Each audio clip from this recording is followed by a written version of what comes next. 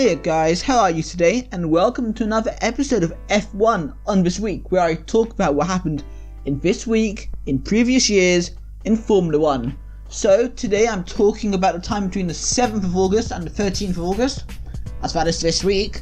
So let's get into this. 7th of August, 1988, Senna and Prost secured McLaren Honda.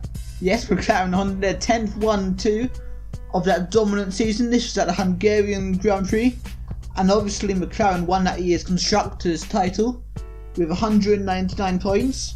Ferrari only got 65 points in second place, so it shows how dominant McLaren were, roughly nearly 3 times many points as Ferrari. So pretty amazing stuff.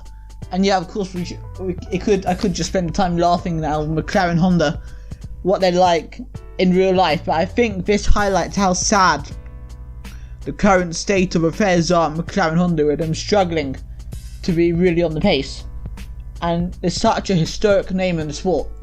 And I think even if some of us don't like McLaren for whatever reason, I think we all want surely McLaren need to be up there at the top, particularly when it's McLaren Honda. So yeah, tell me, do you think McLaren Honda of current times will be able to somehow do much better in the remaining part of the current season, or any time in the future?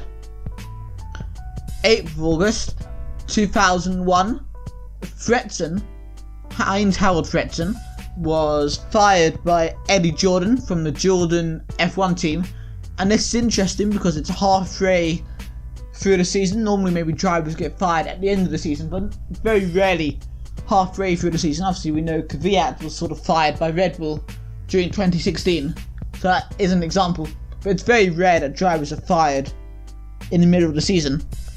And this happened, and John Alesi, and of course an F1 veteran, replaced Frentzen for the rest of the season and managed to get a 6th place in one of the races, which is pretty impressive.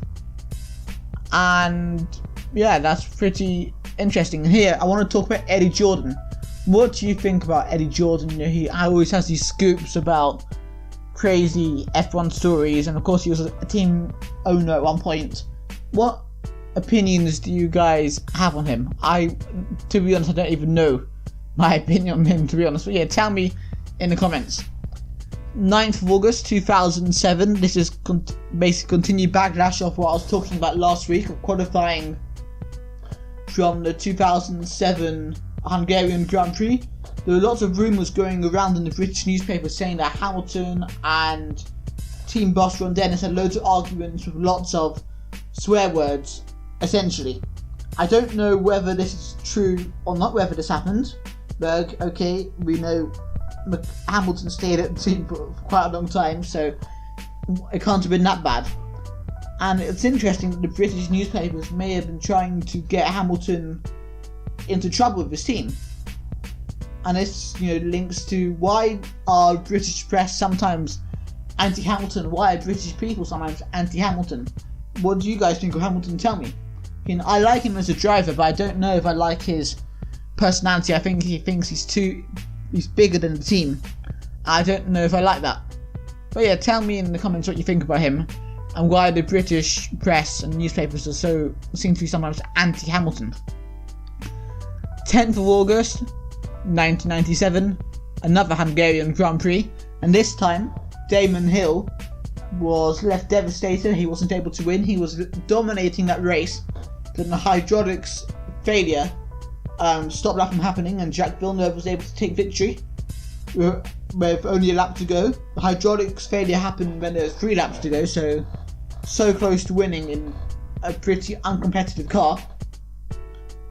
And everyone seemed to be pretty sad for Damon Hill, particularly Michael Schumacher, who wanted Hill to win rather than Villeneuve, because this would help him in that year's World Championship. But we know Villeneuve, I believe, won that World Championship in the end, while Schumacher didn't, and they had, I believe it was a collision at the final race that season. So yeah, what is your favourite ever season finale? And also, what do you think is most unluckiest driver in a certain race? Tell me. Right, moving on. 11th of August 1996.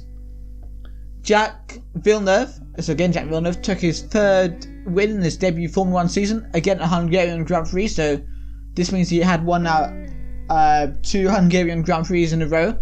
He beat Damon Hill yet again in a Williams 1-2, and it also meant that they won the Constructors' title, which means they're equal to Ferrari in that sense, and obviously Ferrari are a pretty special team in the sport, but the battle between Hill and Villeneuve went down to the last race and Hill won that World Championship. It's actually interesting that despite winning a World Championship, Hill went to a weak team afterwards. That's pretty interesting. I don't know what happened there, but yeah, that's pretty crazy stuff. Does anyone know what happened there? Why Hill ended up in an uncompetitive car after winning a World Championship? Can someone tell me, please? Yeah, thank you. In the comments. 12th of August, 1988, Enzo Ferrari, obviously head of Ferrari, essentially died at the age of 90. He obviously was the head of the car company and a big part of the racing team. And, you know, Ferrari have been in every single F1 World Championship, have been there every single time since 1950.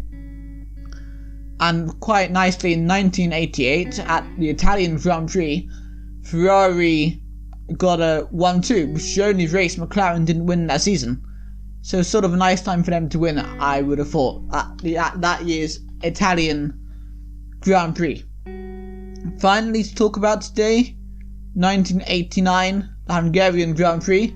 This was when Nigel Mansell's and his Ferrari overtook Ayrton Senna's McLaren in a pretty spectacular move. We know it's pretty hard to overtake at this racetrack, but he managed it while they were both trying to lap some cars.